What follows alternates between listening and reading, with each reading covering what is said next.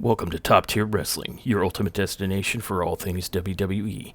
Whether you're a hardcore wrestling fanatic or just a casual viewer, we've got you covered with the latest news, in-depth show reviews, and our unfiltered opinions on everything happening in the world of professional wrestling.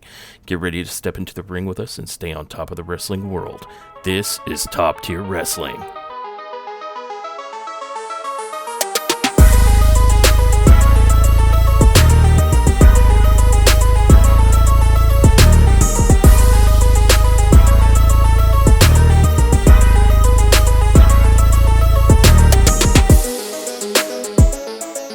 Welcome to Top Tier Wrestling. I'm your host. It's me, that D.O. double Josh. And joining me is the Empress of the Sky, Dawn. Tonight we're breaking down WWE SmackDown. Let's get into it. And SmackDown tonight took place at the MVP Arena in Albany, New York. And this episode of SmackDown was starting off pretty intense. Let's see. We are treated to a small opening video package of the events of last week, where Io Sky and Rhea Ripley all came out to assist as the Kabuki Warriors and Nia Jackson Lash Legend were beating down Charlotte and Alexa. And so we open the show with "This is my brutality" and Rhea Ripley coming out. And the crowd loses it because they love her, as they should. As they should. And she immediately grabs the mic and starts to mention that, since she's been out with a broken nose, the Kabuki Warriors have been running amok. And now they've managed to get their hands on the tag championships. And then you throw Nia and Lash into the mix, and they think they're untouchable because they have a numbers advantage. But the funny thing about numbers is you just end up with more enemies. And Io Sky is out there with her. And she says, enemies, they always catch up to you, and now there's nowhere to hide. And then she shouts, "War Games," and does the head pointies, and everybody is thrilled to pieces. And then Rhea says, "But you know what? We're not going into it alone. Let me introduce our two teammates, Charlotte Flair and Alexa Bliss." And so then Alexa and Charlotte make their whole entrance, and I don't know what Charlotte Flair was wearing. It looked like she found graffiti and put it on clothes. Yeah, pretty much. She wanted to wear all of 1993. But they make it to the ring, and Alexa says, "All right, so the Kabukis want to play dirty, and Nia and Lash want to jump in there. Great. There's an opportunity to get all four of them in the ring at the same time." They're so on. They're the ones that started this fight, but we're going to be the ones that end it. So the very second you said War Games, I knew we were in, right, Charlotte? And Charlotte's like, "Well, now hold on." And she says, "Lexi, I can't do this. Are you sure about that? Are you sure about that?" And she says, "Look, I can't do this. I can't pretend anymore. Rhea, I don't like you. I don't trust you. And I think you're a snake. But, you probably don't like me, don't trust me, and think I'm a snake, and I can't blame you. There's too much history here, too much bad blood. And I can't overlook that just because we have the same enemy. Lexi, you're my friend, and I trust you. If you want to do this, I understand, but count me out." And then Charlotte just gets back out of the ring, and after making her whole full entrance, apparently not having any idea why she was coming to the ring, just walks dejectedly back. And so one half of the women's War Games team is now going to have to find two more members, because it's looking like these War Games, because they've been 4-on-4 sometimes in the past, but they're going for 5-on-5 for both the men and the women. And so the face team needs to find two more members now. And that was the end of that section.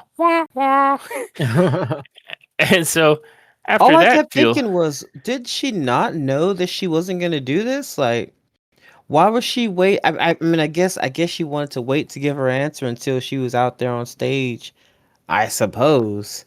But yeah, yeah, that was and yeah, I'm speaking totally knowing that this is like this is kayfabe and whatnot. But I would have been like, what?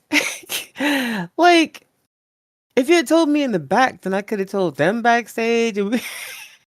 right. And so now you've not only are you not going to participate with us, but now it's like you did this all out in front of everybody, and it made us all look weak. Yeah, So and thanks for that. now my friends are like, "What's wrong with your friend?" And I'm like, "Come on, Like I don't know. Charlotte, why? Stop it." Yeah, yeah.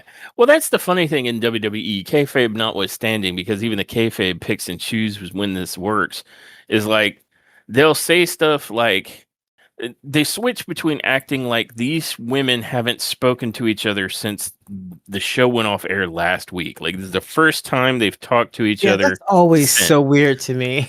But there's other times in the kayfabe where they'll be like, "Hey, Dom, have you heard from Liv?" And it's like, "Yeah, I talked to her on the phone. We Skype." So it's like, Yeah, okay, so time does in fact pass for you between shows. yeah, So it's that kind of a thing. But I guess it was just to make for a dramatic moment. But I agree with you. Like that's a weird thing. I don't know. I felt it was a little weird. I understood why for the purposes of the show, but it felt weird.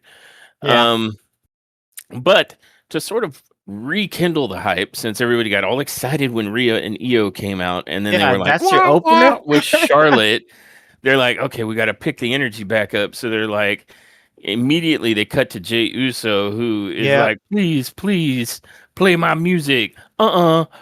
Aid. And then they have Jay's $1 billion intro, and Albany is hype again, just like that. They're like, Charlotte, who? Um, And this is Jay coming out for his first round match in the Last Time Is Now tournament against The Miz. And The Miz, in Miz like fashion, since Jay Uso has taken to having like a built in encore, Miz cuts him off at the encore. So everyone's like, oh, you dirty dog. And then he makes his way down to the ring. And for my part, I felt like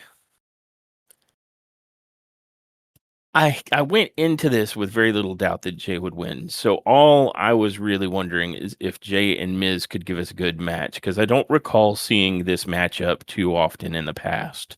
Yeah.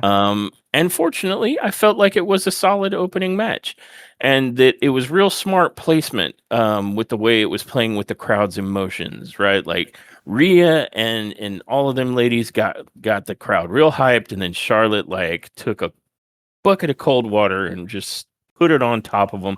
And then Jay came out and the crowd got popped again. And so I feel like this ultimately was a really smart way with what had transpired to get the crowd in Albany hyped for the true start of the show. Yeah. Um, what were your thoughts on this match? Well, I think for me it was essentially the same thing. I was I mean, I knew Jey Uso was gonna come out the victor here, right? I mean, no disrespect to the Miz. It's not that the Miz couldn't win, but that's not how this would be booked. Um, and so I knew he was not going to win. I was just hoping for an exciting match, a good match, and they, I think, put on a great opening match. I think it brought the energy back up, and even though I knew he was not going to win, the Miz, they gave us like oh shit, like right, he's not gonna win, right? Like Yeah. just a Yep. little bit of doubt, just for a second there. I was like, wait, he's not gonna win, right? I don't know. Um, but no, he's not gonna win. What is this, AEW?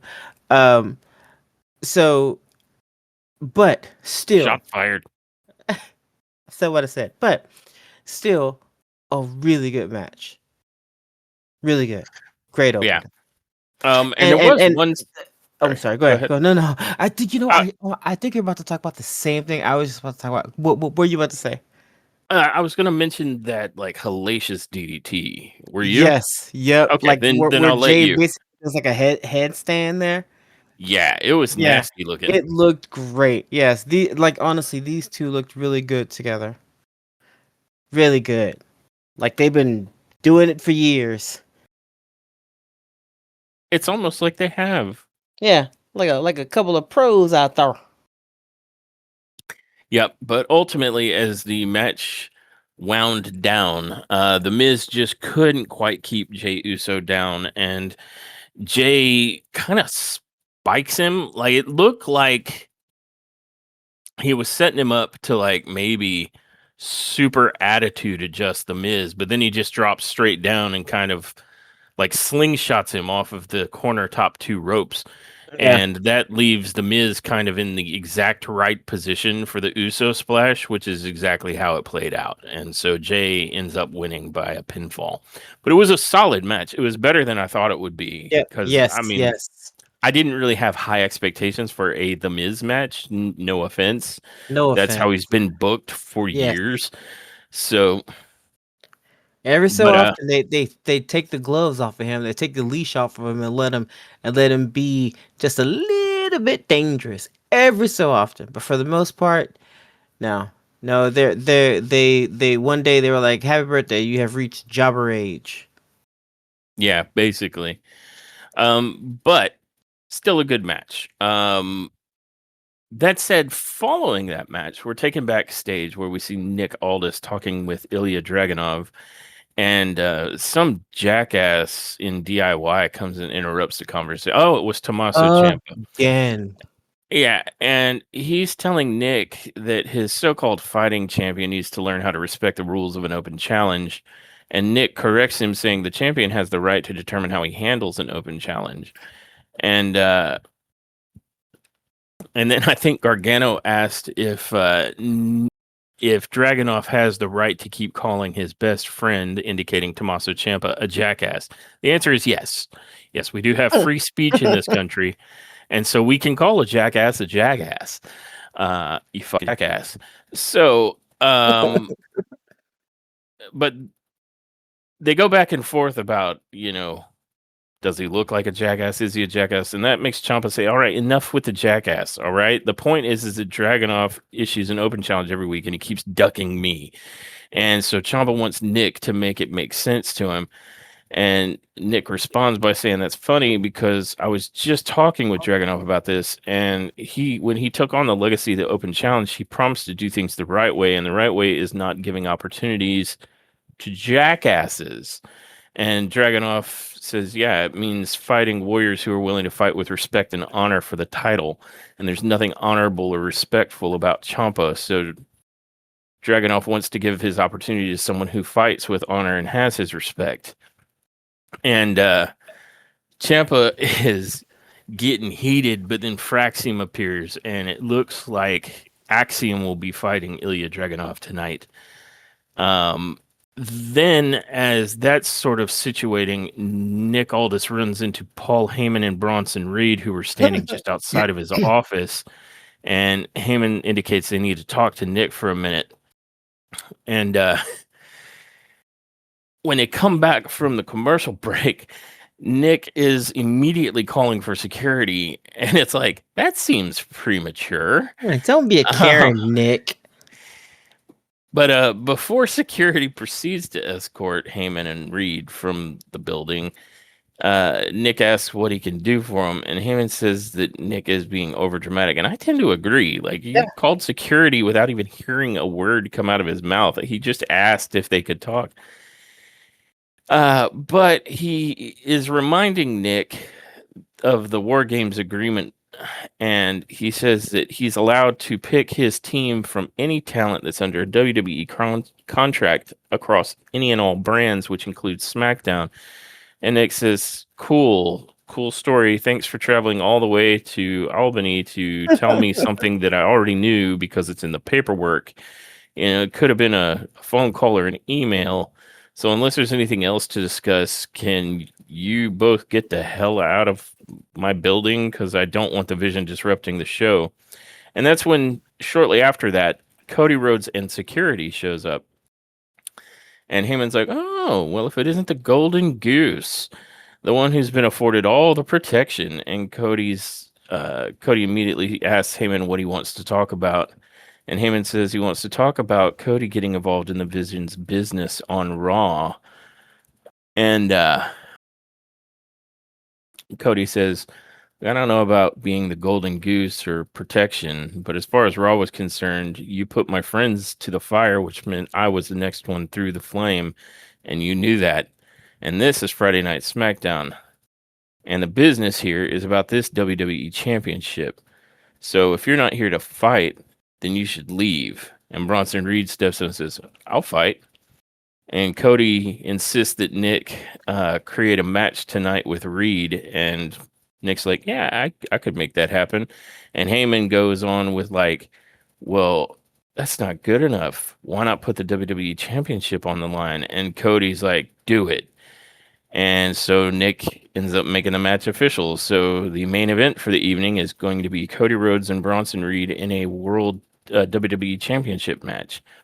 Wow, that didn't take much. Nope. Cody Rhodes. Cody is like hair trigger these days. Yeah, he's ready to fight. He's ready to fight about it all. Kind of like it. I like it, but I wonder if it's because he attacked Jacob Fatu in the back. I'm sticking to that story. I noticed that they're not pursuing it. Like, there's no open question of like, who attacked Jacob Fatu? But you're probably right. Like 5 minutes before Jacob's about to return, they'll remind us. Yeah. But after that segment, we are brought to our second match of the night, which is the United States Open Challenge. Ooh. With the champion Ilya Dragunov, the Mad Dragon, versus Axiom. Yeah. And what were your thoughts on this match? More of the same, like from every week that I think this is the third or fourth match that he's done. Every week he goes out there, he is keeping it alive. And Dragunov is fucking crazy, man. Like he is the Mad Dragon. Like the madness is there. My man is in fucking sane. Like I feel like he would be one of those people that you know how you run into somebody that just look and you like or you hear the stories like of Sheamus? No, I mean like outside of wrestling, uh like you run into a situation where you hear somebody like threaten someone else, and instead of that person being like nervous or concerned, that person is actually excited about it. Like they're like, "Oh yes, let's fight." That is Dragunov. So he's Goku basically from Dragon Ball. Yeah, he's Goku. That dude is insane. And he gets in the ring. He does the same thing that Kyrie does that I've noticed and I've mentioned before, where they get in the ring and they just wrestle like they have never been injured before ever. Yeah. JD McDonough does the same thing. Like does like what's an injury? You know, I am invincible. I'm immortal. They just get in there and just throw their bodies around. Yeah, he does the same thing.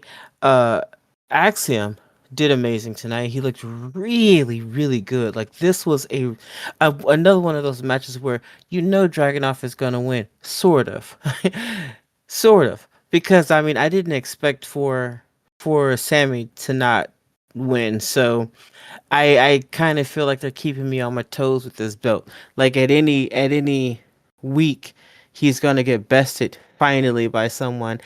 Is it gonna be Ciampa? I don't think so. Although they are doing a really great job somehow of getting me really interested in this fight, because the more I think about it, the more I'm like, oh man, Ciampa versus Dragunov would be kind of crazy.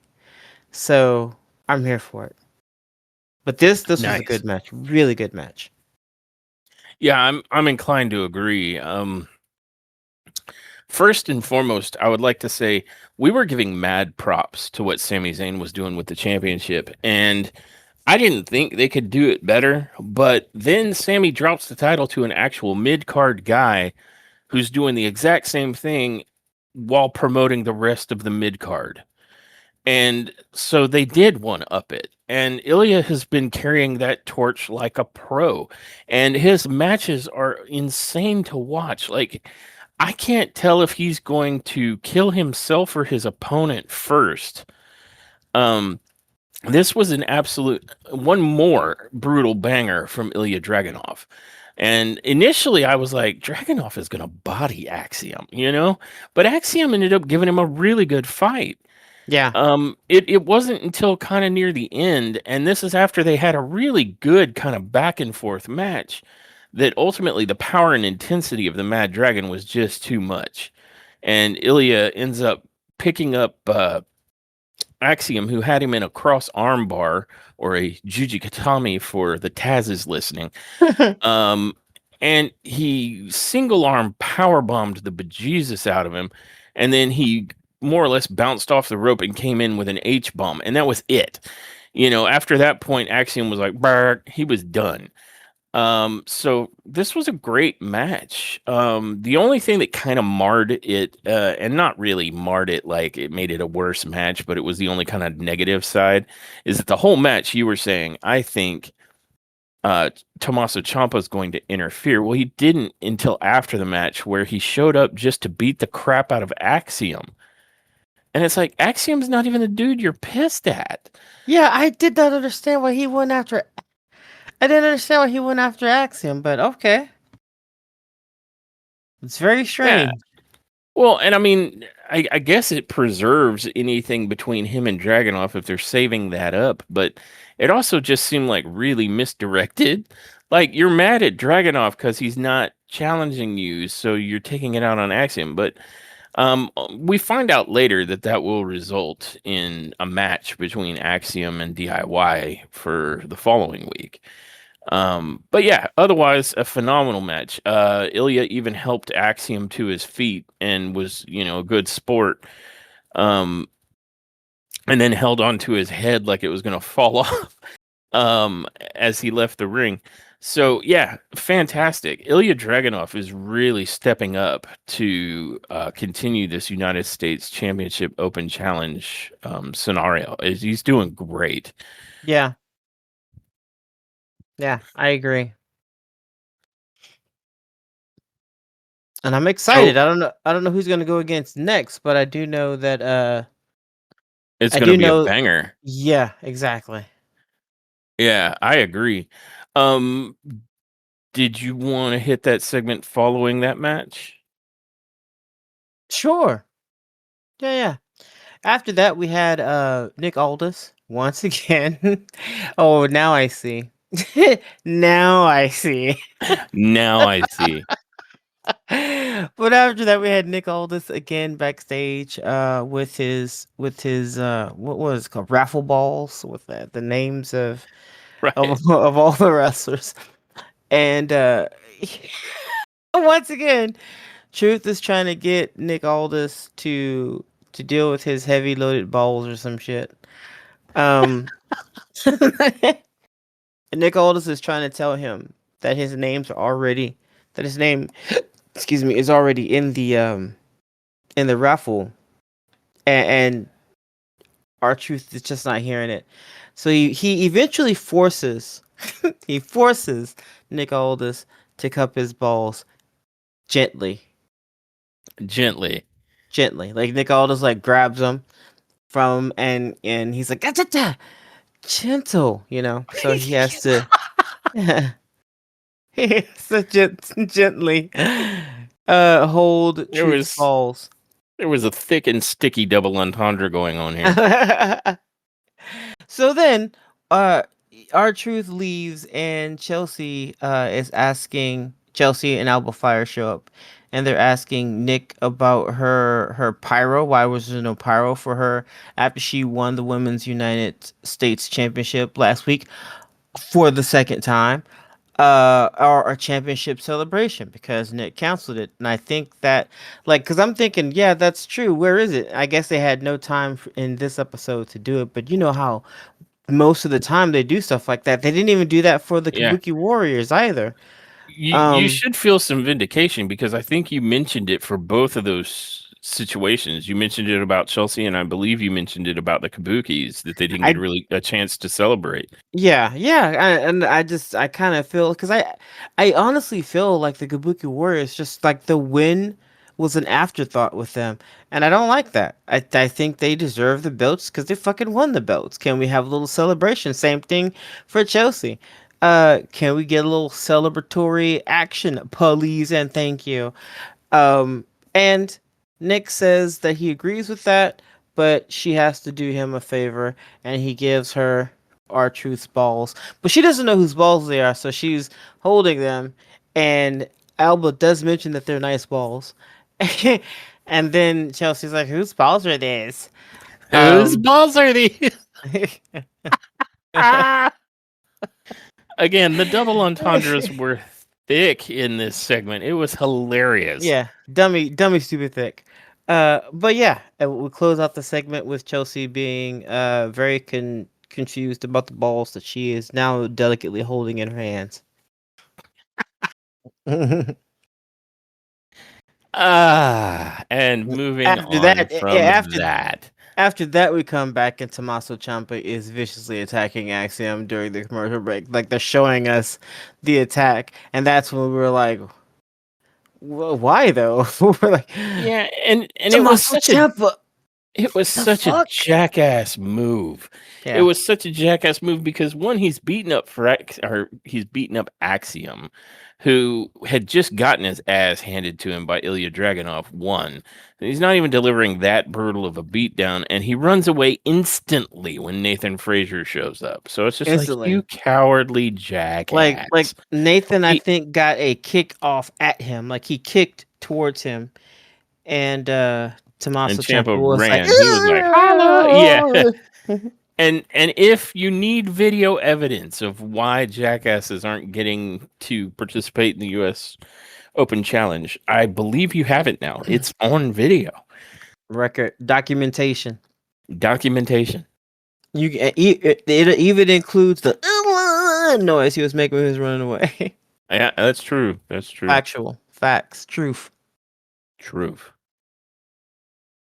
But then, following the jackass, we're immediately cut to Sami Zayn showing up, and they play his music.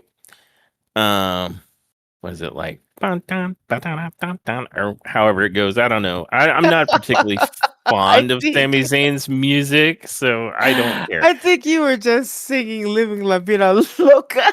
It might have been. I don't think they're too far off in terms of how they play.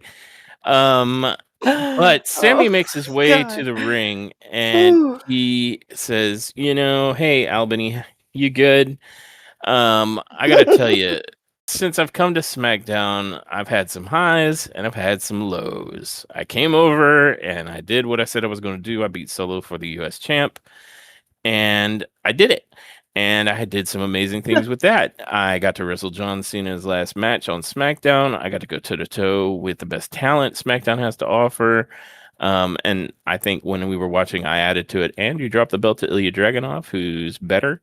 Um, and he said, that part was great, but the last 4 weeks have been ass because all I've had to do was watch and sit on the sidelines because I've been hurt, watching the MFTs run roughshod on SmackDown. I had to sit on the sidelines and do nothing while they attacked friends of mine, people I like, people that I respect. I understand Nick telling me not to get involved because I'm a liability, I'm hurt. So I did. But that ends tonight. So Solo, I know you got a problem with me, and I sure as hell have a problem with you. So come out here and let's deal with it right now, face to face. And almost as if they were standing in gorilla position, Solo and the MFTs immediately all come out. And Solo's like, Sammy, you really think you know who you are, huh? But you don't. I know the real Sammy. You're pathetic, a liar, desperate, and when you're desperate, you do desperate things, which makes you damn selfish. You don't care about anybody but your damn self. You don't give a shit about the guys in the back. You don't care about the people here in Albany. But Sammy, what I care about is my family. And he turns and he looks at the MFTs, and I care about their loyalty to me. Unlike you, you know nothing about loyalty when it comes to family. Ooh, sick burn. Sick And burn, bro.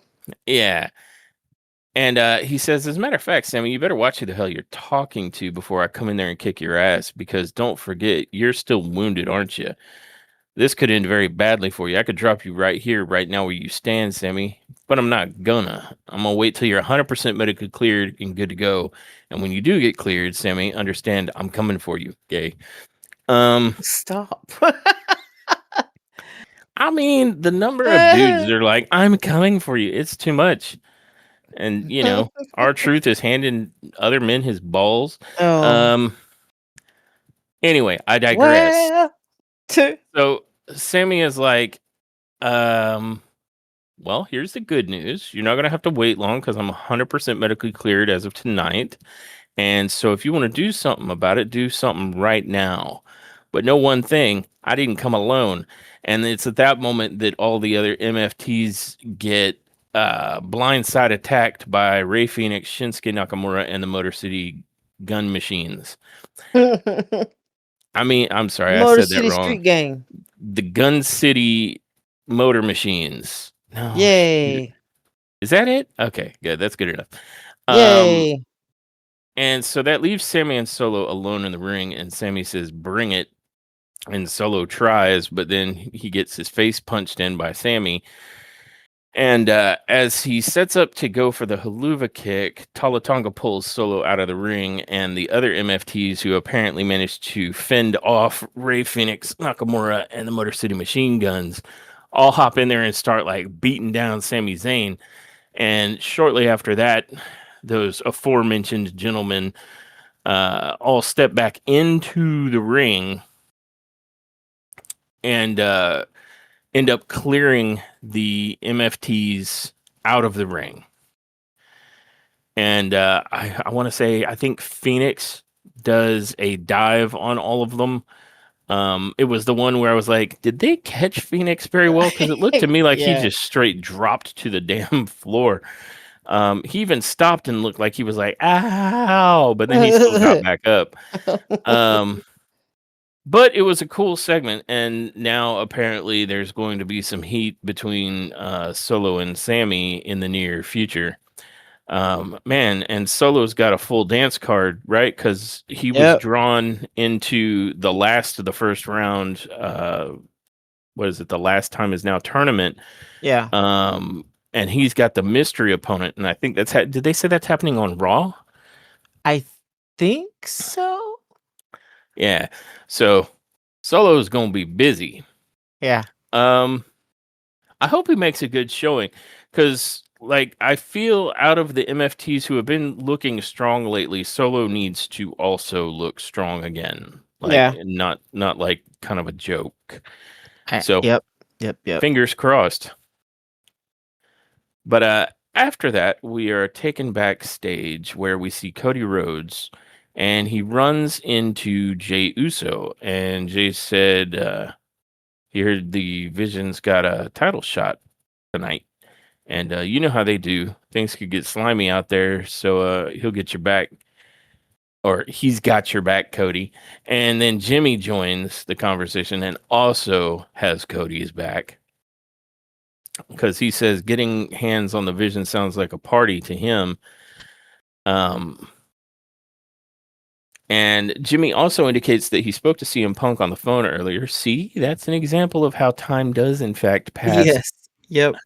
So but he goes on to say he'll also have their backs at War Games. So it looks like that's currently the four members is Cody, Punk, Jimmy, and Jay. Um, and they end that segment with Jimmy giving Cody a hug and Jay telling Cody to go handle his business. Following that, we are hit with a commercial break. And then coming back from the commercial break, we see Solo Sikoa yelling at Nick Aldis. He wants to have a match with Sammy right now.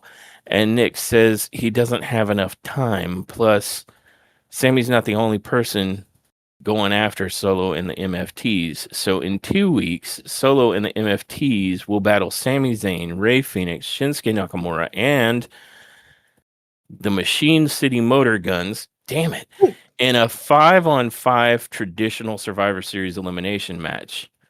And I was hyped to hear that. I was like, "Oh, that's cool." Yeah. Yeah, that sounds awesome. Because the war games have kind of taken over what was originally Survivor Series. So it's kind of neat that in advance of that, they're going to actually have a Survivor Series style elimination match. Yeah. Um, so I was pretty hyped about that. And then the logo for the Wyatt Six flashes across the screen. And as Nick and Solo depart from the shot, where we see Uncle Howdy lurking in the background. So All creepy I have a like. feeling that that Survivor Series elimination match is going to have a few more participants than expected based on that. What say Yeah. you? Yeah, I agree. So I very don't know cool. how. I don't know how they're going to interfere, but whatever they do, I hope they make it look good. And I'm talking to one person in particular. You know who Nikki you Cross. are. Yes, Nikki. Quit fucking up. Get it Oh, I together. know. You actually mean Dexter Loomis. Yeah. Um, yeah, I'm hoping they look dominant, and I'm hoping because the Wyatt Six has sort of lost their mystique, right? So I'm hoping they can do something to kind of get it back. Um, Something. but I digress. Moving on from that segment, we are brought to our third match of the night, which is LA Knight versus a mystery opponent in another one of the first round matches in the Last Time Is Now tournament. And we are treated to LA Knight's entrance, and Albany is like, yeah. And well, then we find out in relatively short order that the mystery opponent is Zack Ryder, which people who watched I guess in the 2000s of WWE would know him as Zack Ryder, but anybody who's been keeping up with this man's career a little more recently would know him as Matt Cardona. But it was neat that he's back apparently in the WWE. I don't know if he's back or if it was a one night only kind of an I don't appearance, but yeah, I don't know if he's back. I do know that he had a match. So right shortly after he had a match with Karrion Cross uh at GCW, I think. After he had that match, he made mention that the following Tuesday or so he was going to be in NXT. So he's been in NXT recently. Um I guess he's still a free agent, but I don't know how he ended up. But then again, I guess that he's one of those that doesn't work for WWE, but still had a match there. Maybe that's what was happening there. yeah, I think so.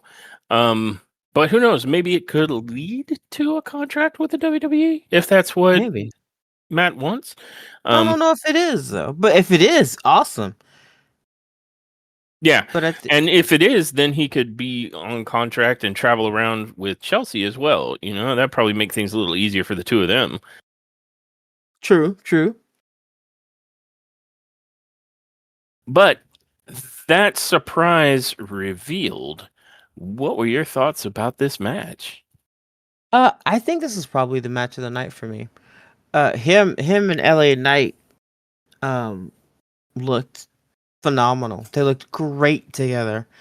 And it ended up being a little banger. Again, I kind of figured that LA Knight was going to win because everybody from the home, I mean, like all the populars, all the famous kids in school are winning their matches. So LA Knight had to win his too, or else he wouldn't be as cool or dominant, or kayfabe wise, he wouldn't have looked as dominant as all the rest. So he had to win this match. But just like everybody else's, it weren't easy, and I like that. Matt, which is I know him as Matt Cardona. It's really kind of hard for me to call him the other. I already forgot it. Zach. I think when I hear Zack Ryder, It almost reminds me of the blonde guy from AEW. Oh my gosh, I can't remember his name, but he's a technician.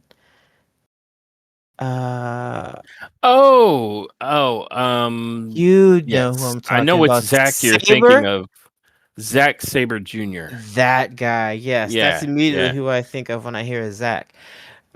So but Matt came out, looked freaking good. I mean, like, honestly, that was a really nice, clean, technical, not technical, nice, clean, uh, uh, it was a well done match, like professional as fuck. It was very nice. Yeah, I'm inclined to agree. Like it was an exhibition. They just put on a nice little show there. It was Yes, it was good. absolutely. Yeah, I would call it an exhibition. That's Yeah, exactly what it was. they were like, let's just Um, have some fun, and it looked great.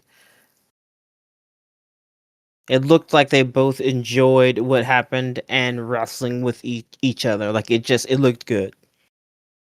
yeah, fully agree. Yeah, I had similar thoughts. I felt it was a very cool surprise to have Matt Cardona, aka Zack Ryder, show up for this match with LA Knight. I felt like they put on a really good match too. Like it makes me think if they haven't worked very much with each other in the past, and maybe they have, but if they haven't, they have just good chemistry because they both really looked good in this match. Yeah, I don't remember Um, hearing what the commentators were saying about it, but from the responses or the interaction between the two, it seemed like LA Knight was like pleasantly surprised and had a familiarity with Matt when they were speaking to each other right before they got into the match. So maybe they do know each other. I wish I had known a little bit more about their history, but they got up there and fought like they had, you know, done this for years with each other. It was really, really good. yeah. And I felt like there was some cool moves in this match. Mm-hmm. Like there was when they traded neck breakers since both of them used that. Zach getting off the Rough Rider that looked really, really good, by the way, was cool. The attempted Avalanche Rough Rider that LA Knight converted into a powerbomb counter was Yeah. outstanding. And there was a moment where Zach attempted to do the unpretty her, like he started to, and I was like, "Oh, I know who that's an homage to," and it's not Christian. Um, so this was a really cool, and I think this is probably my favorite match of the last time is now tournament so far. Yeah. And if this is an example of kind of the surprises, it makes me look forward to who the surprise opponent for Solo is going to be. Um, because this was good. I really like this, and I agree with you. They put on a banger of a match. Yeah. Like it wasn't just the gimmick that, oh, surprise Zack Ryder, and then he just jobs to LA Knight. Like he did lose the match, but it was a great match that he had with LA Knight preceding that. So it wasn't like just a squash match for LA Knight. They put on a really good exhibition, as you put it. Yeah. But ultimately, LA Knight lands the BFT to pick up the victory via pinfall. And so LA Knight continues into the last time is now tournament. And all rejoice. Yeah. Yes. Yeah. Um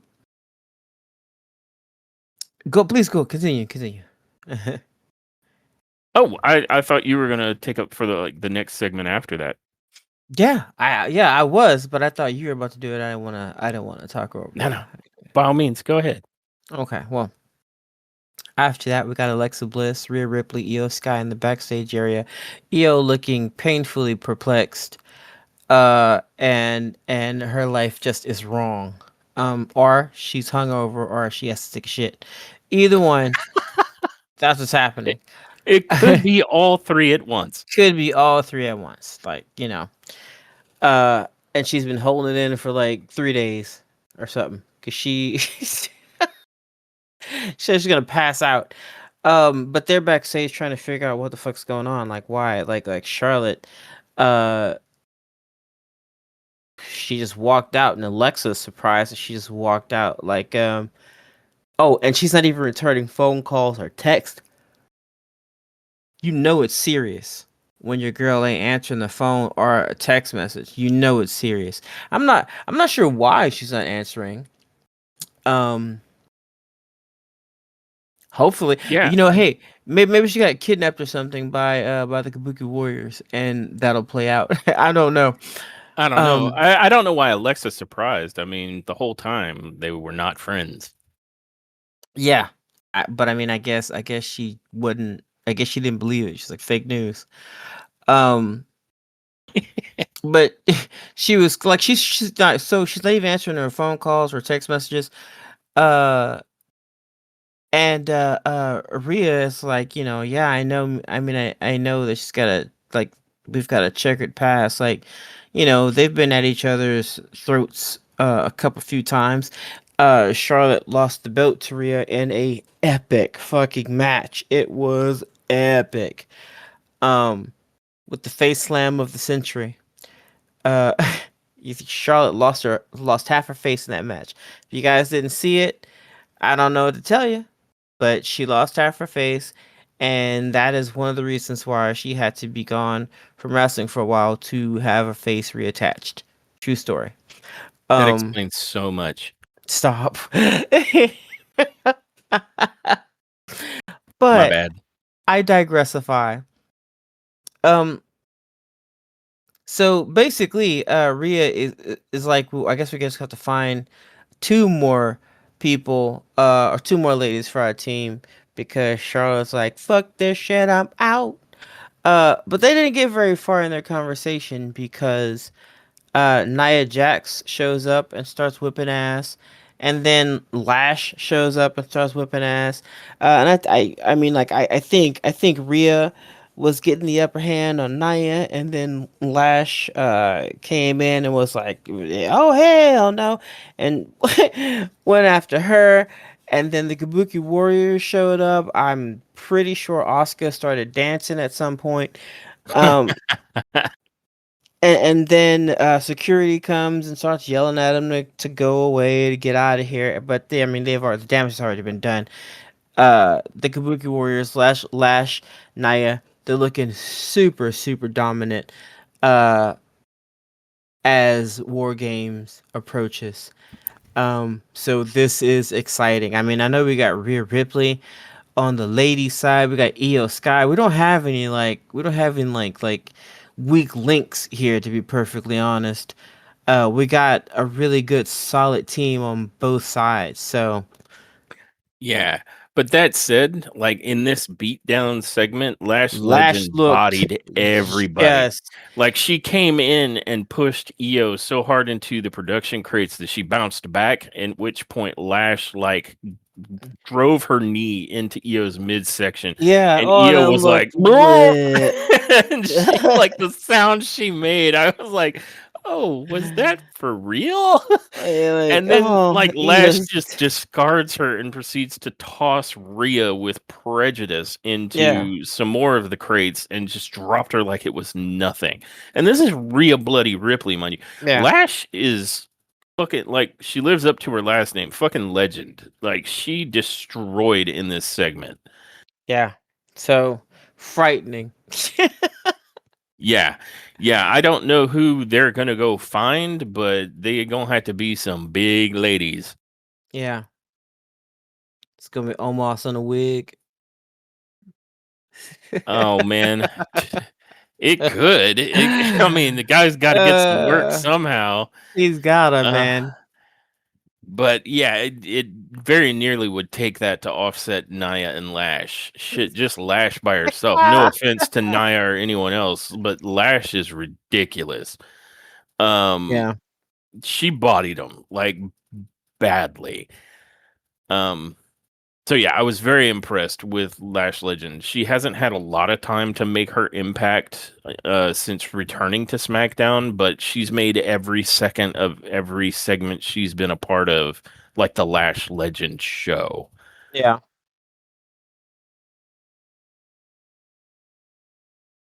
So moving on from that, we are brought to our fourth match of the night, air quotes match, um, which is Jade Cargill versus BFAB. And do you mind if I take the lead on my thoughts on this Oh, one? please, Because it's please. going to be short because the Yeah. match was. I had hoped that BFAB in this opportunity against the current women's champ might have a chance to show off a bit, maybe get off a few things. She didn't. This was just a straight up squash match for Jade, who, after a very short bit of back and forth between the two of them, essentially just choke slammed BFAB, then hit her with two big ass release power bombs, and then hit her with Jaded to pick up the win in a decisive fashion.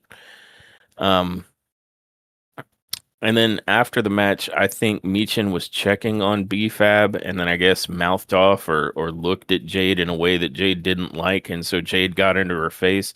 And then Michin, who looked like she was going to buck, instead ran and hid behind the referee.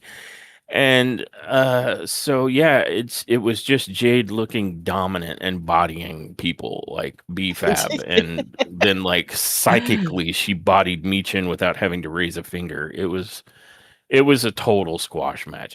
And I'm not saying Yeah. it was bad or anything. The only downside is I would have liked to have seen BFAB more. She's not in the ring so often that I just wanted to see a squash, but I understand why she got squashed by Jade. They're trying to make Jade look incredibly dominant and it's working. So that's my 2 cents on this match. What were your thoughts? I second that emotion. Honestly, I don't have anything else of yeah.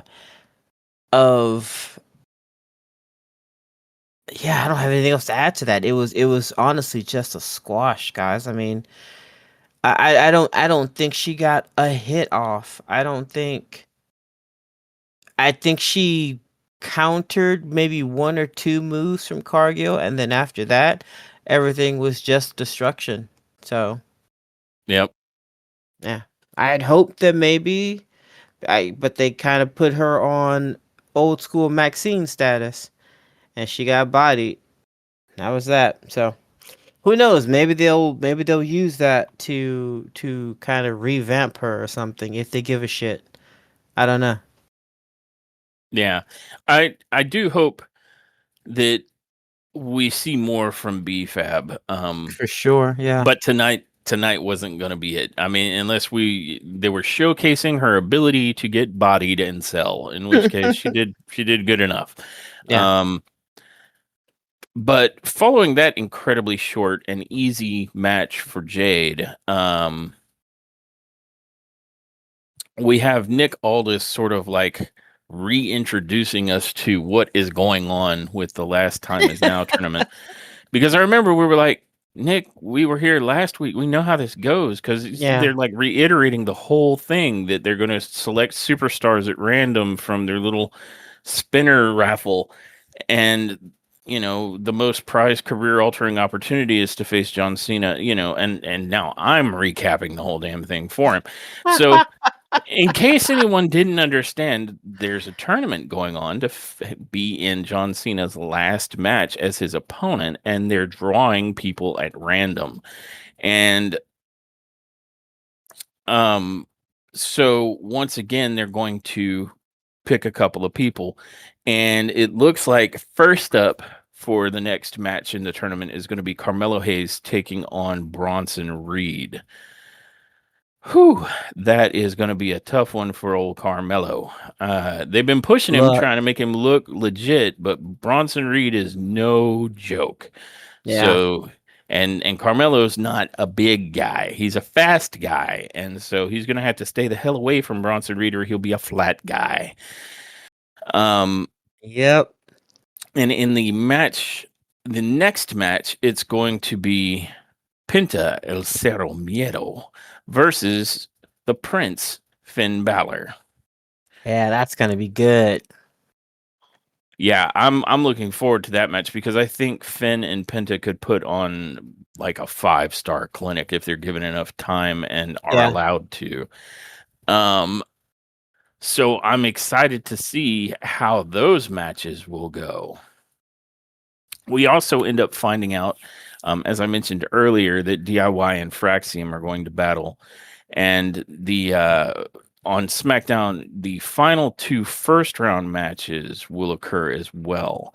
So I'm guessing that match with Solo and his mystery opponent is not going to be on Raw, but maybe SmackDown. Um, but I who don't know, knows? but I'm I not feel like it 100% was. sure. I honestly thought it was supposed to be this Friday. I thought it was supposed to be tonight on tonight's show, but I'll admit that I'm a tad bit confused. Yeah, so we'll see how it plays out because I mean, I think they're going to do some of the matches on Raw. So I think there's two matches for Raw and two matches for SmackDown still left in the first round. But we'll see. I mean, if we're wrong on that, let us know in the comments on YouTube or Spotify. Um, After that, we are taken to Kathy Kelly, who had done something very different with her hair. I'm not sure if I liked it or not. Um, but she's interviewing Carmelo Hayes, and he wants to go on record saying that he idolized John Cena, and it would be a dream to have the final match with him. You know, everybody that's in this tournament are a group of killers, himself included. But before he gets really into that, he first things first, he wants to address the Miz situation. Miz may have won the battle, but the war has just begun. It's a decided turnaround from I'm moving on from the Miz. So, but yeah, he goes on to say that there's heavy hitters and killers all hungry to put down John Cena, and he wants to be one of those guys. And he says something like half the people are going to overlook Carmelo, the other half thinks he might get the job done, but he knows 100% that if he gets a shot at John Cena, he ain't going to miss. And that's when Bronson Reed shows up to tell Mello that he's going out tonight to end Cody Rhodes, and then he's going to end John Cena's career after he destroys Mello next week. And Mello gave him a look that was like, bet, you know, and then they part. And I'm thinking that was a good segment. Like I like Carmelo being taken seriously, Yeah. because he was a great talent in NXT, and I feel like on the main roster they just wanted him to be like this rat heel, and I think he's better than that, and I think they're finally getting around to it. So I'm hoping to Finally. see a good showing. I'm not sure if Mello is going to win against Big Bronson Reed, but I hope he's able to have a good showing. Yeah. Yeah, I don't see him coming out the victor here, especially with the. I mean, I do know that they it looks like they're slowly uh being up on Carmelo, but I know that they're absolutely up on Bronson. So I don't know. I don't see it happening. But I do hope for a good match. Yeah. And then they cut to a commercial break, and when they come back, there is an Aleister Black promo going on. And do you want to speak to that one? The Aleister Black promo? Yeah. Oh, okay. I mean, he came out and it wasn't. I'm sorry, it wasn't even him coming out. It was Nah, it's a video package. it was a video package. And I mean, it was more of the same. He was talking, of course, to Damian Priest because that's the only person that he fights in WWE. Like they have a contract with each other that they agree to have 30 fights with each other. It's true. Look it up. But the promo is pretty much fear. Damien, that's so silly that even you don't believe that. Lots of no's. You threw me on top of a table. You tried to throw me through things. And then you took the bottom part of a steel ring step and tried to crush my head. Your little head meat. The only person that fears anything is you. I don't know. I think if I were Alistair, I would fear getting my little head crushed. But I don't know. Fear Yeah. over what we made you become. And then Zelina chimes in and she said that we said that we would force you to break your code. We said that we would corrupt you. And I think we did exactly that. I'm not sure what they're talking about. To be perfectly honest, there's nothing different about Damien's personality. They haven't added anything to his fighting style, his characteristics, what he would do on any normal occasion. They didn't, I mean, like, honestly, uh, so I'm not really sure what she's referencing. But then Alistair chimes in again, but enough about you. We have our eyes set on greater things, which brings me to the locker room. I'm not gonna touch that comment, but in particular, the people that hold world titles.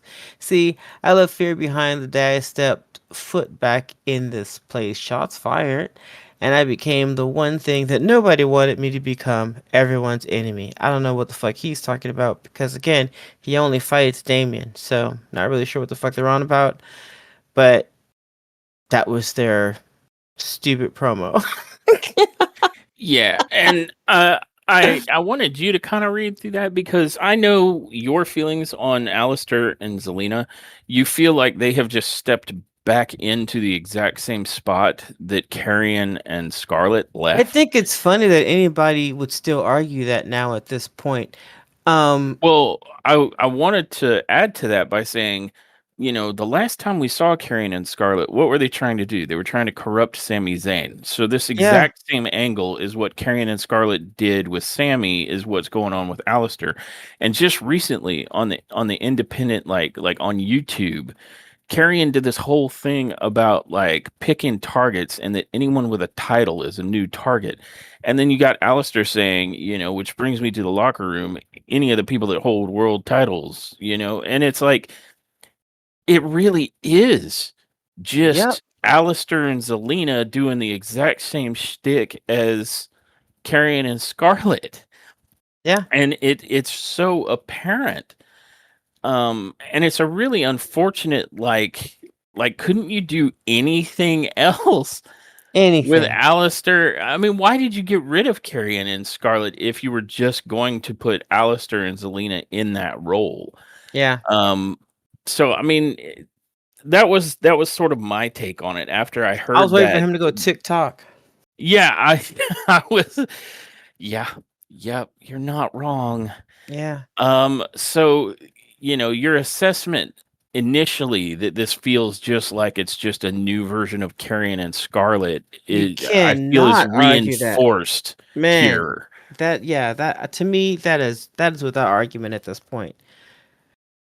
But I'm pretty sure there's somebody out there that there's probably another naysayer that's like, oh, they've been doing this, guys. This isn't new. I'm like, you're right. They have been doing this dark couple thing. They've done it before.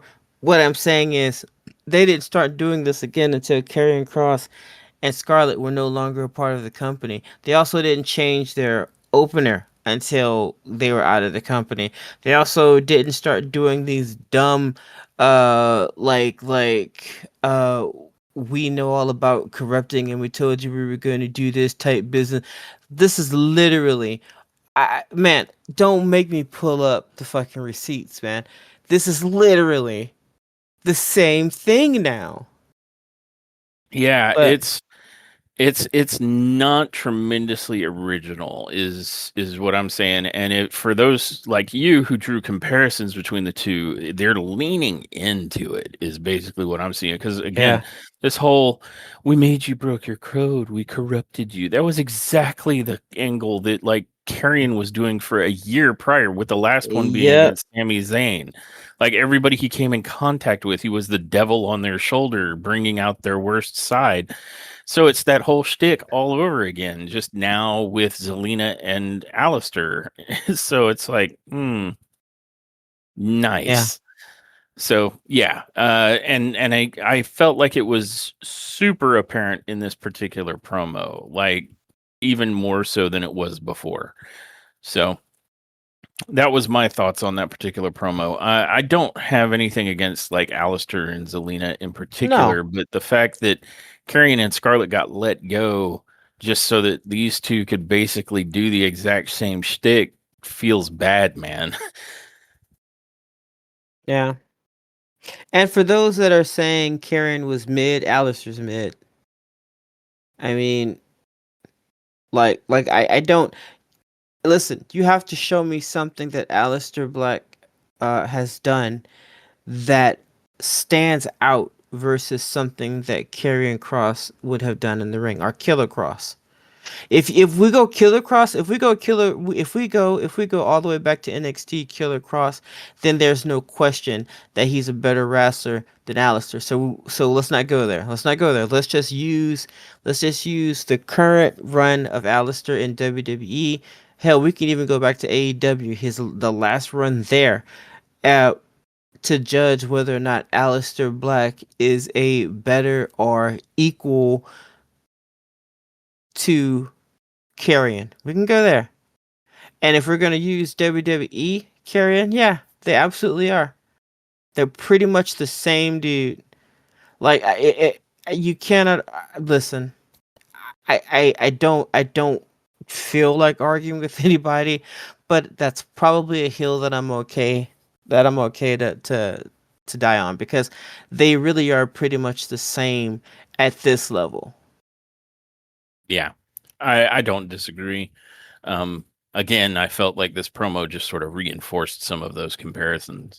I'll give you, you know what? I'll give you this. Zelina might be a better wrestler than Scarlett. Like Maybe. Zelina is better used on the apron than Scarlett was. Zelina is Uranagian people and shit. Like, you know, she can do some of the stuff that maybe Scarlett couldn't do. I'll give you that. But I mean, she's also half the size of Scarlett. So even if she can do it, it doesn't look as convincing. Sorry. Yeah. And I mean, I don't know if I would even make that point, because Zelina doing what she's doing with Alistair, the best thing about it is it's keeping her out of the ring. I mean, harsh truth. Yeah. But You ain't wrong. She ain't wrong. moving on from that, we are brought to our fifth and final main event match. Cody Rhodes, the undisputed WWE champion, versus Big Bronson Reed, with, of course, Paul Heyman, for the undisputed WWE championship. And what were your thoughts on this match? Um, this was somewhat of a predictable match. More of the same between these two, but not bad. I'm not saying that it was a bad match at all. But this is one of those matches that felt more like a match that was taking place for a storyline, if that makes any sense. I Yeah. I I feel like we had a very quick beginning, a very quick middle, and then a substantial ending that got us to where they were really trying to get us to, which was the interference between the Vision and us finding out who the other competitor is going to be on the Vision side for War Games. I feel like that's what this match was really all about. I don't even know why the undisputed WWE championship was on the line for this match, because they had always known that it would have been that it was going to be interrupted by Breaker, Logan, and their new partner. Logan Paul? No. I'm talking about the Vision. The Vision having they were. This was all to include Drew McIntyre. Oh, That's who I yes. Yeah. was. Yeah, that's who I was trying to say. Um, and that's really honestly what this match was about. Which is, that's why I'm saying I was a little confused why they went out of their way to put the undisputed WWE Championship on the line. Maybe it was so that Cody would focus on nothing but that and not really consider that he's just going into the lion's den right now to have this match, because he's so hot-headed about everything. He's fucking gonna he's like he's Khalifa right now. He's gonna have this fucking match. It's going down.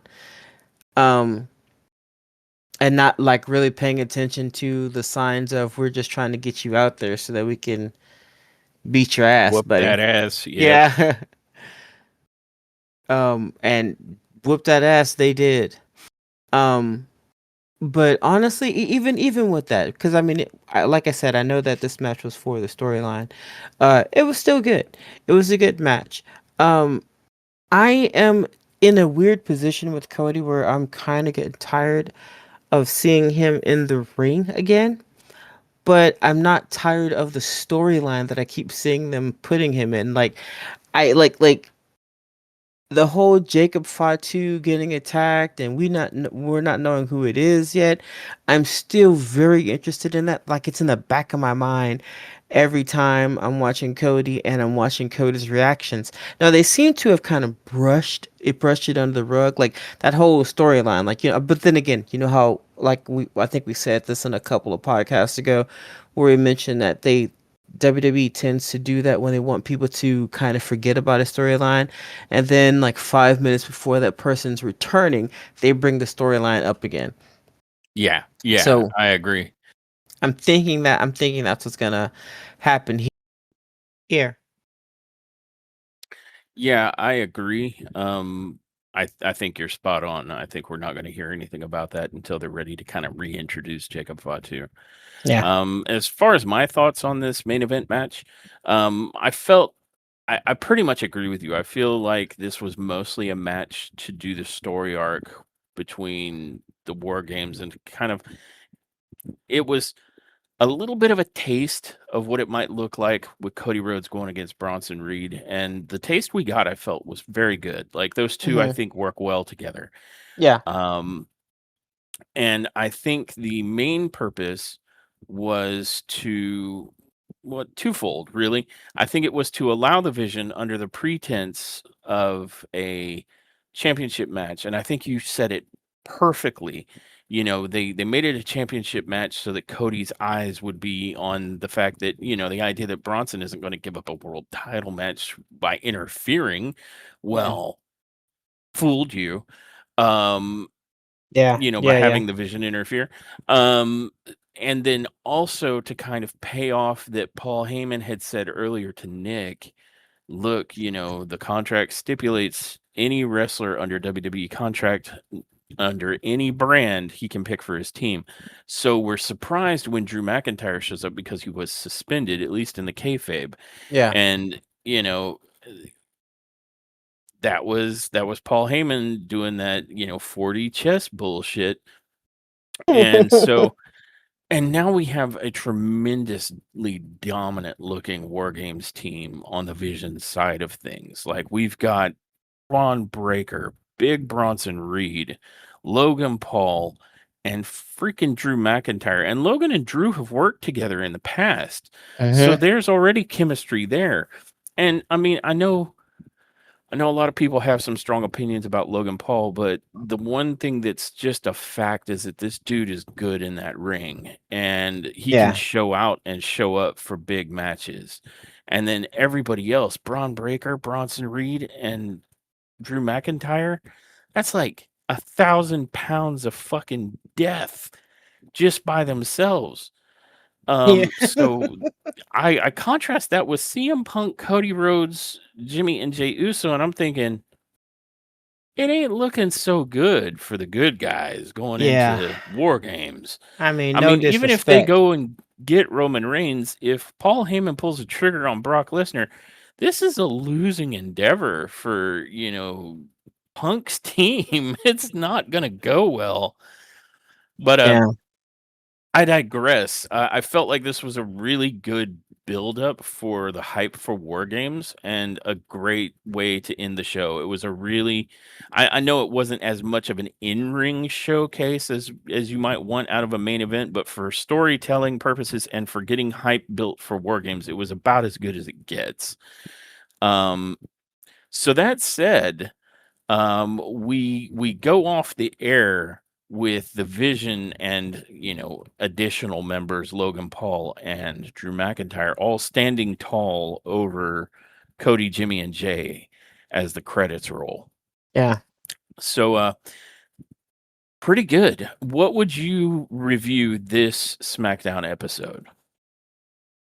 You know, it is definitely looking better. I know about a month or so, maybe 3 weeks. It wasn't looking too good for old SmackDown. Um, I feel like they are doing a great job at trying to put this shit together. Trying to pull it from the depths of the deep, where it was the murky depths of Lake Minnetonka. It was. Yeah, circle in the drain. It was circling the yes, indeed. So they have done a great job, I think, in this past two or three um SmackDowns of kind of just bringing the storylines up. Now they got to breathe some kind of life, some kind of depth or soul into this show. Something I don't know what it is, but there's something still kind of missing. But it. I'm not here to nitpick all that. I'm just saying the improvement is noted. It's definitely there. So much so that I would give this an 8. I think it was pretty top tier, and we had a little squash match where they are continuing to show us Jade as a um, very dominant chick within the business. So, um, yeah, excuse me. I thought it was entertaining from start to finish. So I'd give it an 8. I'd give it a top tier. Nice. I am very strongly inclined to agree. If we said last week SmackDown's back on the menu, now we're seeing SmackDown starting to cook. Yeah, And I feel like this is a good indication that it's being turned around for the better. Um, I felt that this evening was a night of great matches, even counting the squash match. I mean, yes, I would have liked to have seen a little more from BFAB, but if the intention is to make Jade Cargill look like a dominant, incredible champion, it works. Um, so when you take great matches and you add a great build up for War Games, and the War Games build up is phenomenal so far. This is an easy 8 from me. Yeah, I think last yeah, week it was floating somewhere in 7.58 territory. This is a solid 8. yeah, Maybe even a little bit higher, but I don't want to do like point 0.2 or point 0.3, any of that. Um, it's an 8. The in-ring action was very good. The promos and the build were superb. SmackDown was definitely top tier. yeah. So that has been our review of WWE SmackDown from November 14th. And I want to thank all of our listeners who joined us for this episode. And I invite everyone to join us for our next episode, which should be our coverage of Monday Night Raw. Until then, I don't think there's much for me to do but roll the outro. Bye, guys. Thanks for tuning in to this episode of Top Tier Wrestling. We hope you enjoyed our deep dive into the latest WWE news and shows. You can find us on all major podcast platforms as well as our YouTube channel where we upload all of our episodes. You can also follow us on Instagram and X for updates and to join the conversation. Until next time, everyone, remember, wrestling is always better when it's top tier.